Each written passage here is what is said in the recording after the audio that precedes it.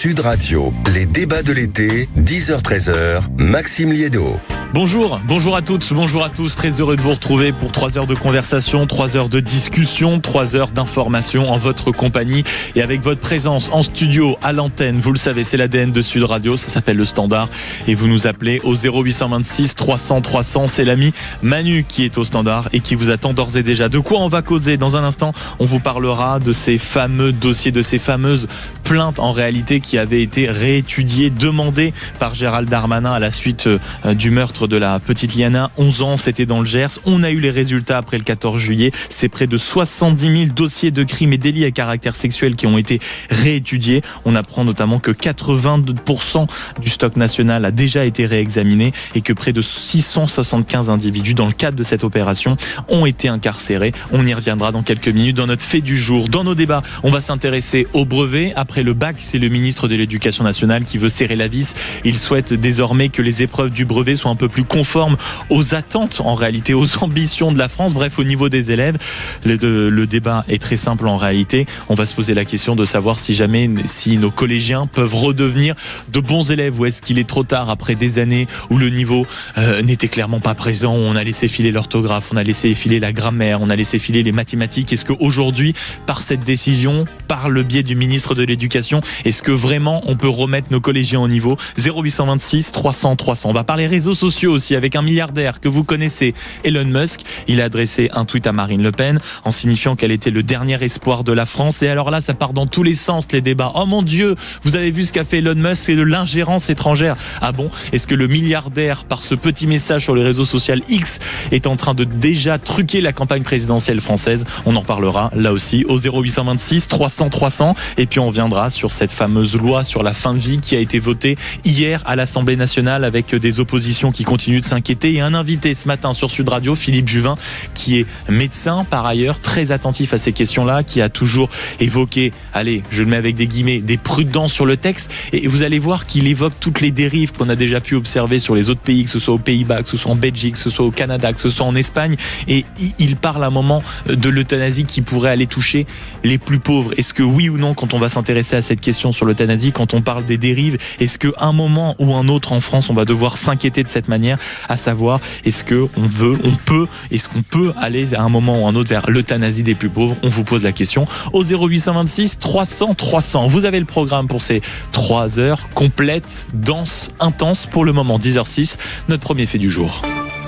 Sud Radio, les débats de l'été, 10h-13h, Maxime Liédo. Et on va commencer par les violences sexuelles sur mineurs avec ces plus de 85 000 plaintes recensées après l'affaire Liana. Et rappelez-vous, cet ordre, cette volonté en tout cas de Gérald Darmanin de réexaminer les dossiers qui étaient en cours d'ici au 14 juillet, ça tombe bien. C'est ce qui a été fait avec plus de 70 000 plaintes qui ont été redécouvertes, qui ont été examinées et près de 675 individus incarcérés à la suite de cette opération. Et on veut faire le point avec vous, Bruno Kettel, bonjour. Bonjour. Merci beaucoup d'être avec nous ce matin. Vous êtes avocat en droit de la famille chez Arst Avocat. Vous êtes également, bien sûr, au barreau de Paris. La première réaction, quand on voit ces chiffres, quand on voit aussi la satisfaction du ministre, c'est qu'on avait tellement entendu, dès que le ministre avait ordonné quand même, on va dire, ce grand mouvement de vérification sur les plaintes, on avait tellement entendu que ce serait impossible que ce matin, on a envie d'être soulagé. La justice sait traiter autant de plaintes en un mois. Effectivement, je pense que la demande de Gérald Darmanin a été appréhendée dans toutes ses dimensions par les magistrats et c'est une bonne chose. Le drame de l'assassinat de cette jeune fille, Diana, a bouleversé le pays tout entier et les magistrats se devaient de répondre à cette émotion, à cette attente et aussi à la nécessité de démontrer que les pouvoirs publics étaient à leur place pour... je dirais déblayer, malheureusement, excusez-moi du terme, mais déblayer le champ inextricable de ces dizaines de milliers de dossiers ouverts, en souffrance, en attente, parce que derrière chaque dossier, il y a un enfant, il y a des familles, il y a des parents qui sont dans l'anxiété, dans l'appréhension d'un drame qui les frappe et aussi dans la nécessité d'accompagner leur propre enfant aussi à affronter tout cela. Mais Bruno Kettel, il y a aussi une question qu'on se pose. Est-ce que ce qui avait été demandé par Gérald Darmanin, qui avait provoqué un peu de remous dans votre profession, est-ce que d'une certaine manière, là on peut se dire que ça y est, ça a servi de mise à jour et que on est à peu près aligné, préparé, en tout cas sur ces questions de violences sexuelles sur mineurs, là dans la plupart des parquets en France? Vous savez, moi je crois qu'on assiste à une vraie révolution. Une révolution par rapport au sujet des violences sexuelles faites aux enfants, une révolution sur la prise de conscience collective de ce que chacun peut être concerné, frappé par ces actes, soit dans sa chair s'agissant des enfants, soit dans son rôle de parent. Et j'avais déclaré à l'époque que la société et l'État étaient à un carrefour. Il devait y avoir un avant et un après pour répondre à cette attente. Alors oui, les magistrats ont répondu à cette attente. La justice, c'est un fonctionnement spécifique, des règles de procédure, et aussi une forme d'embolie qui caractérise les parquets de France sur le nombre de dossiers auxquels ils sont confrontés. Là, les magistrats ont démontré leur capacité à agir dans un délai court.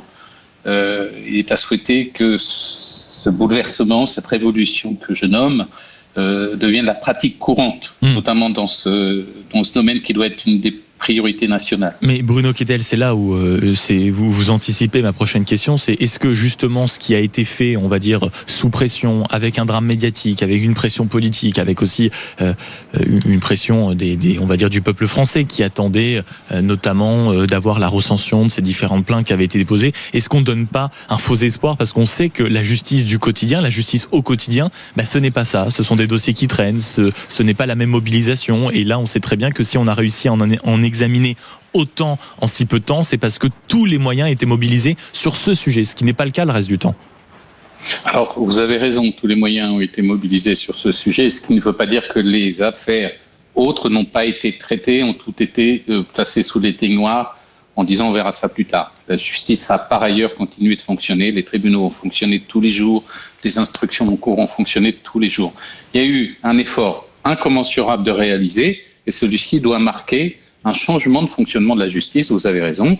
Ça passe par des moyens qui ont été doublés ces 10 dernières années au niveau du ministère de la Justice, il faut le rappeler, mais qui restent insuffisants si on compare aux autres pays de l'État de l'Union européenne quant à leur dimension. Donc il faut continuer à accroître les moyens, mais accompagner ce bouleversement dans le fonctionnement de la justice sur ces sujets qui sont ceux des violences sexuelles faites aux enfants. Il y a aussi dans cette horreur-là un chiffre qui doit peut-être nous rassurer, que j'aimerais vous soumettre quand même, Bruno Kettel, en rappelant que vous êtes l'avocat en droit de la famille chez Hearst Avocat, vous êtes également au barreau de Paris.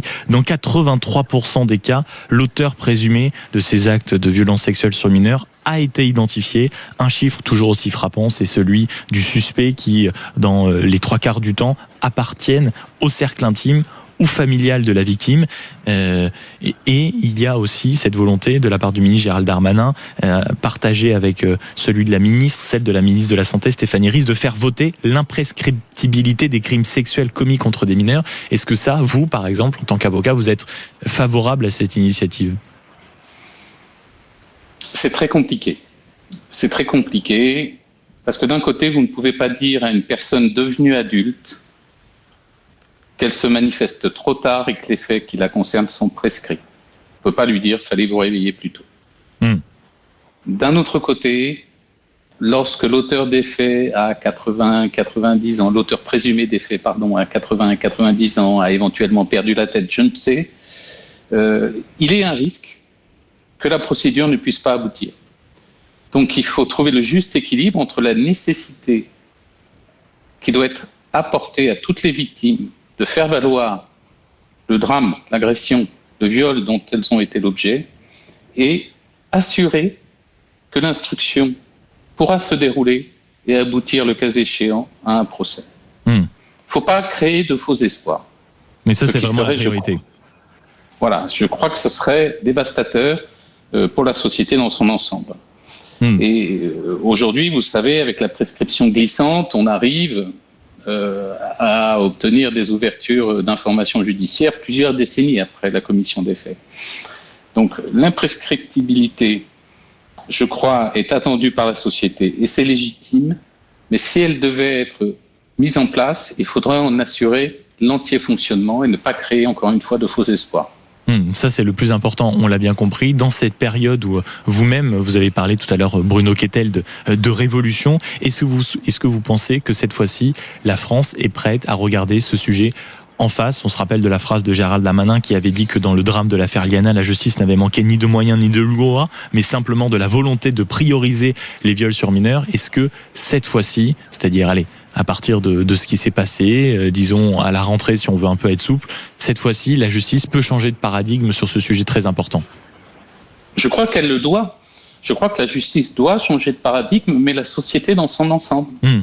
Vous avez de nombreux dossiers où des parents ont mis un mouchoir sur des faits dénoncés par leurs propres enfants pour pas créer d'histoire, soit dans l'environnement familial, soit dans l'environnement amical. Vous avez des pressions parfois sociales, locales, qui expliquent aux parents que ce qui s'est passé n'est pas bien, mais que la personne a déménagé, que l'enfant n'y sera plus confronté, etc., etc.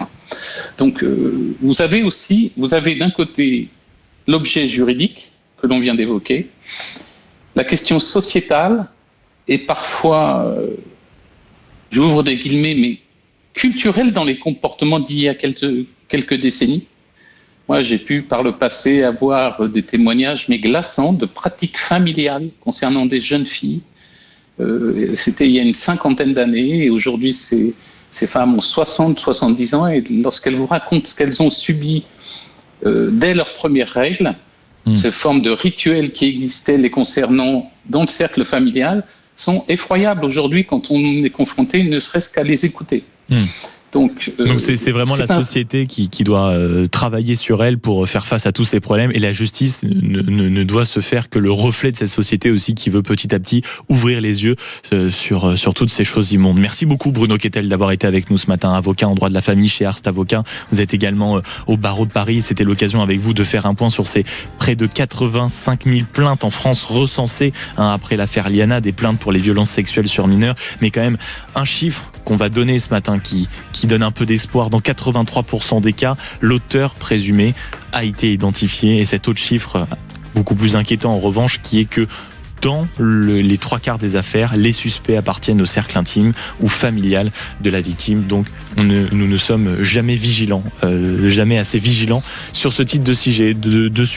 Il est 10h16 sur Sud Radio. Dans un instant, autre fait du jour, les ventes de cigarettes en chute libre. Alors certes, d'un point de vue de la santé, on s'en réjouit, mais vous allez voir, d'un point de vue des comptes publics et même d'un point de vue des buralistes, on peut pas dire que le mot joie soit adéquat pour décrire la situation, notamment parce que peut-être que pour la santé c'est bien, mais derrière vous avez notamment une baisse de ce qu'on appelle les rentrées fiscales. Et alors pour les buralistes, je vous en parle même pas. On va essayer de comprendre tout ça dans une poignée de secondes. À tout de suite. 19 sur Sud Radio. Et autre fait du jour ce matin, des ventes de cigarettes qui s'effondrent. Certes, une bonne nouvelle pour la santé publique, certainement, mais une beaucoup plus mauvaise nouvelle pour les comptes, bien sûr, de l'État, avec beaucoup moins d'entrées fiscales, mais aussi une très mauvaise nouvelle pour nos amis buralistes. Bonjour Serder Kaya. Bonjour. Vous êtes le président de la Confédération des buralistes et on avait envie de vous avoir ce matin parce que les bureaux de tabac, a-t-on appris il y a quelques heures, ont écoulé 550 millions de paquets de cigarettes sur les 6 premiers mois de 2026. Ça pourrait paraître un chiffre considérable, sauf quand on s'y penche un peu plus et qu'on découvre que c'est 40 millions de moins que l'an dernier sur la même période, et ça représente quand même une baisse de 7%. Forcément, pour vous, sur le chiffre d'affaires, j'imagine que ça se ressent un peu. Oui, ça se ressent malheureusement, et encore une fois, je crois que à force de tirer la sonnette d'alarme, à lancer des feux de détresse pour dire que nous avons fait un constat aujourd'hui qui est réel, qui est visible et qui n'est plus visible seulement par les buralistes, c'est que le trafic, le marché illégal, prend de l'argent à l'État, prend de l'argent aux buralistes, et surtout le trafic, pendant qu'il s'enrichit, il crée des phénomènes de société, d'insécurité partout dans les territoires. Et en même temps, c'est un réseau légal qui en pâtit de toutes ces décisions politiques qui nous font beaucoup de tort. Mais c'est intéressant quand même là ce que vous dites, Serdar Kaya, parce que quand on regarde par exemple d'autres chiffres, ce 2018, il faut réaliser que les Français achetaient encore 2 milliards de paquets de cigarettes par an. Cette année, c'était, on va avoisiner le milliard de paquets. Mais ce que vous nous dites ce matin, c'est que ce n'est pas du tout que les Français fument moins, c'est qu'ils achètent différemment, notamment dans les réseaux de contrebande, à l'étranger ou de manière illégale en ligne. C'est ça?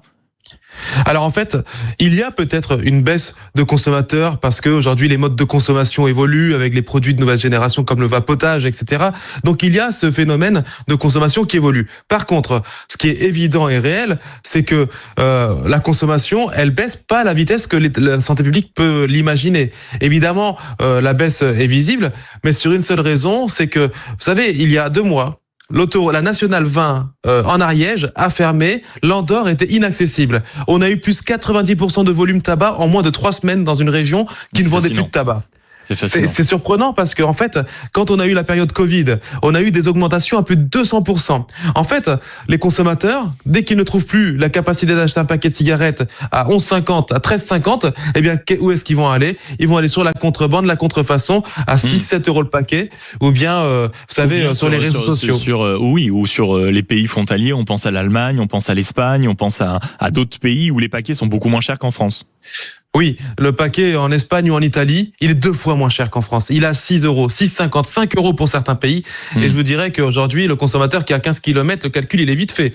Alors, à un moment donné, il faut pas qu'on ait cette politique à aller plus vite que les autres, parce que quand on parle d'Europe sur plein de sujets, eh bien, il faut travailler sur une Europe avec une harmonisation du prix, parce qu'à un moment donné, on peut pas subir pendant que les autres pays bénéficient des recettes fiscales. Si je suis là votre raisonnement, Serdar Kaya, en rappelant que vous êtes le président de la Confédération des buralistes, c'est que vous dites le prix du paquet en France, contrairement à ce qu'on peut entendre partout, où on semble avoir quand même depuis quelques années maintenant, non pas une harmonie, mais en tout cas un consensus pour dire que c'est pas plus mal que les paquets aient augmenté, tant pis pour les fumeurs parce que ça réduit la consommation. Vous vous dites, ah non, le paquet en France est trop cher, faut baisser le prix? Alors moi je dis pas qu'il faut baisser le prix. Moi ce que je demande, c'est surtout qu'on ait une réduction des écarts de prix. Moi je suis buraliste dans l'Oise, à 2 heures de la frontière belge. La Belgique a une politique de santé qui a augmenté le prix du tabac. Je vous assure, dans les Hauts-de-France, le volume tabac a augmenté. Pas parce qu'il y a plus de fumeurs, parce que le consommateur en fait revient en France acheter ses cigarettes. Nous on revoit des clients qu'on ne revoyait plus. Où ils venaient chez nous pour faire un loto, mais ils achetaient leurs cigarettes en Belgique. Alors dès que la réduction des écarts de prix se met en place, eh bien nous retrouvons du volume, des recettes fiscale en plus dans le Nord-Pas-de-Calais, alors qu'on voit aujourd'hui en France qu'il y a la dégringolade des recettes sur le tabac, parce qu'en Espagne, en Italie, ou bien parce qu'en France, on a démantelé, je le rappelle, 8 usines clandestines de tabac. Implanté sur le territoire. Ouais, implanté directement sur le territoire. Mais ce qui veut dire, Serdar Kaya, j'imagine que les exemples que vous avez donnés avec la période Covid, avec tout d'un coup des fermetures de frontières qui font que dans certaines régions, vous observez à nouveau une explosion du prix du paquet, ça vous avez dû le dire aux autorités compétentes, vous avez dû voir des personnalités concernées, c'est-à-dire que vous avez dû leur mettre sous le nez quand même cette petite gêne que cela provoque en disant on le dit évidemment, on le dit régulièrement. Je vous dirais, c'est même l'État qui en a pris conscience. En octobre dernier, on a eu une étude de la douane et de la Mildeca, c'est l'étude TAF, elle se nomme TAF, T-A-2-F. Et bien cette étude, elle annonce clairement que l'État perd plus de 5 milliards d'euros de pertes fiscales à cause du trafic et du marché parallèle.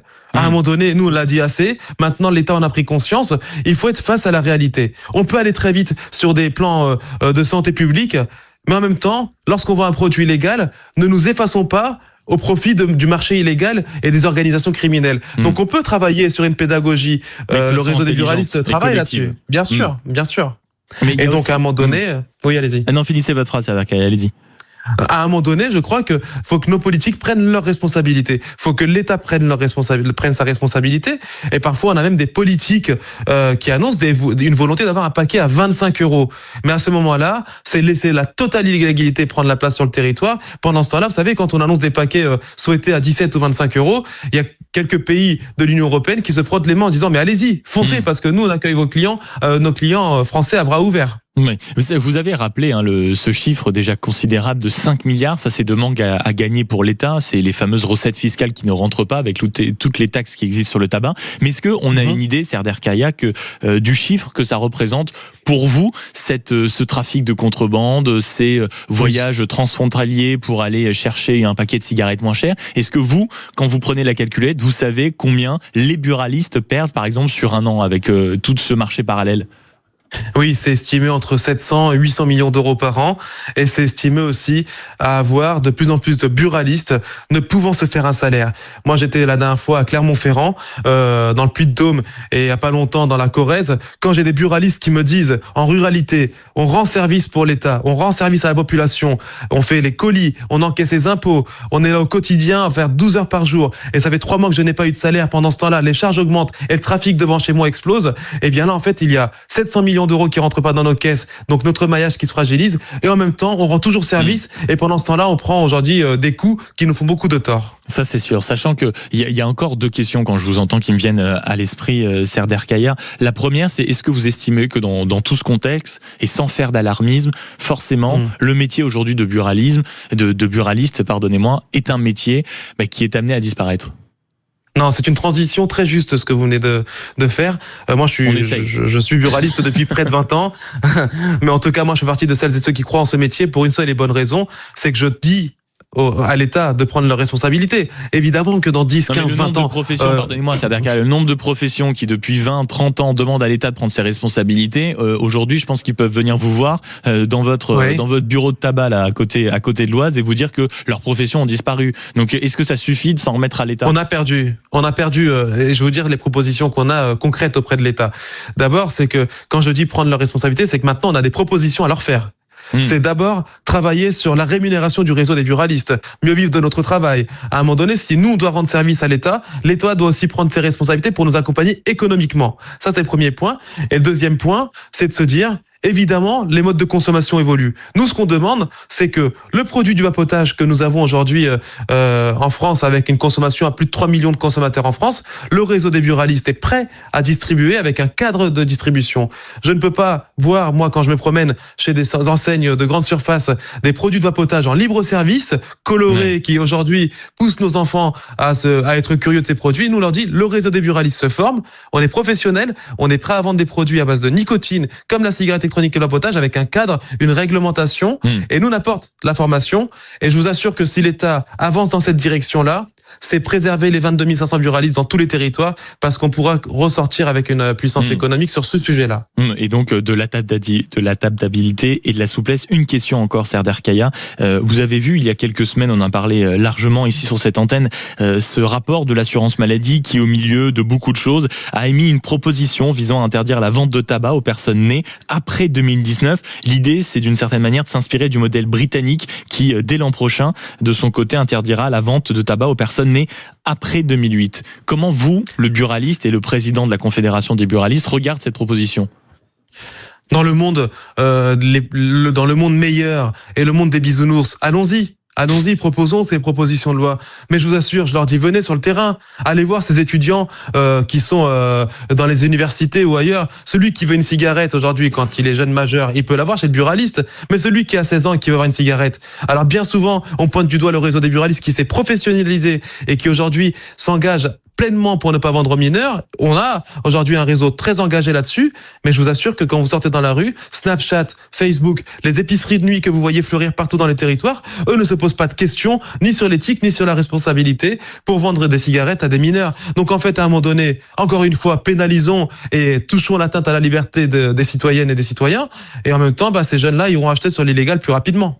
Et donc forcément, on voit à quel point derrière la bonne idée se glisse un raisonnement pervers et beaucoup de failles. Merci beaucoup, Serder Kaya, d'avoir été mon invité ce matin sur Sud Radio, président de la Confédération des buralistes, dans ce contexte où les bureaux de tabac qui ont certes écoulé 500 millions de paquets de cigarettes depuis le début d'année, mais ça représente une perte considérable pour eux, certes d'entrée d'argent aussi, de perte fiscale pour l'État. C'est près de 7% en moins, et on a entendu tous ces nombreux problèmes avec aujourd'hui un tabac largement moins cher derrière, à côté de la frontière, avec également un tabac de contrebande qui se multiplie et un État qui pour l'instant ne répond pas aux préoccupations. Dans un instant, alors qu'il est 10h29 sur Sud Radio, les éditorialistes arrivent dans ce studio et on va s'intéresser à la loi sur la fin de vie, notamment un invité ce matin sur Sud Radio qui a eu un propos fort et qui s'inquiète aujourd'hui de voir cette loi validée par l'Assemblée nationale. De son côté, quand il observe les autres pays, les dérives qu'il peut y avoir, il dit oui, mais à un moment ça va être un motif économique, ça va être un motif de pauvreté, ça peut même être un motif pour les plus jeunes. La question elle est cash ce matin. Est-ce que si on pense à toutes les dérives de la la fin de vie? Est-ce qu'on peut aller vers une euthanasie des plus pauvres comme certains le craignent ici et là? Vous participez à la conversation, notamment au 0826 300 300. À tout de suite.